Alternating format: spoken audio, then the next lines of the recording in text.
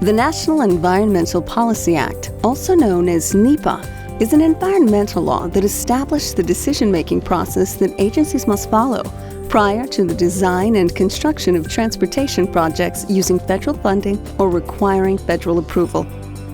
Following the right process or class of action is important and is determined by the significance of the impacts your project is likely to have on the human and natural environment. The significance of its impact, not its size or cost, will direct you to the appropriate class of action and will help you identify the requirements for other essential elements such as documentation, public involvement, and coordination. Documentation is an essential element of NEPA. Your NEPA document discloses any environmental impacts related to your project, as well as what your agency can do to avoid or minimize them. Furthermore, your documentation provides evidence of compliance with any applicable law. Because transportation projects have different potential for environmental impacts, the level and detail, type, and degree of documentation vary.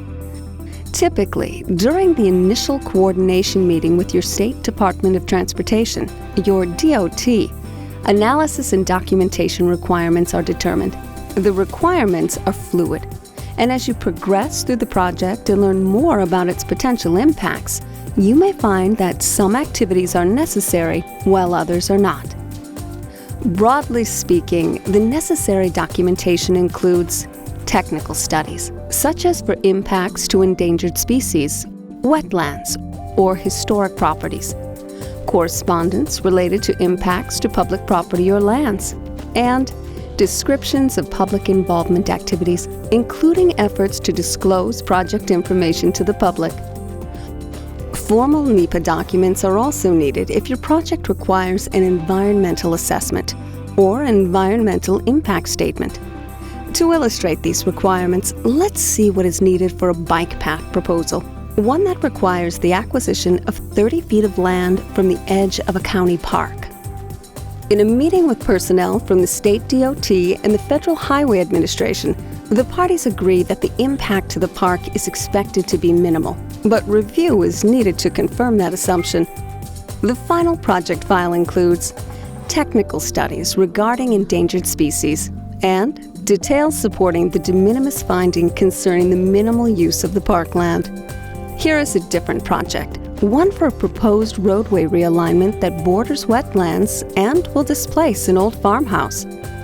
At the onset of the project, a site visit is attended by personnel from the State DOT, the Federal Highway Administration, the U.S. Army Corps of Engineers, and the State Historic Preservation Office. It is determined that a study is needed to assess the impacts to the wetlands. But while the farmhouse is over 50 years old, it is not eligible for listing on the National Register of Historic Places.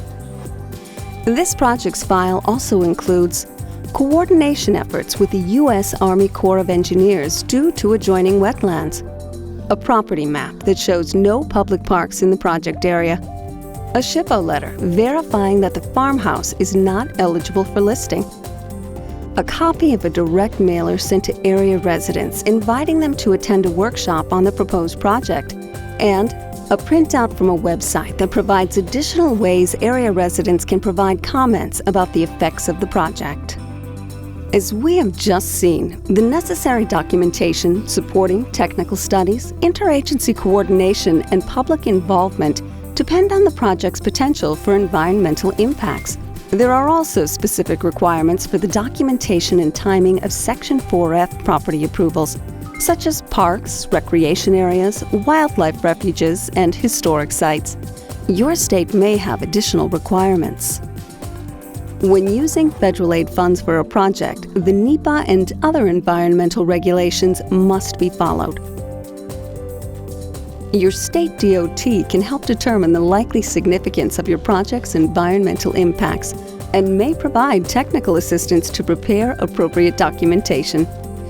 2 excellent publications on preparing environmental documentation are available from the American Association of State Highway and Transportation Officials, also known as AASHTO. The publications can be found on the Center for Environmental Excellence website.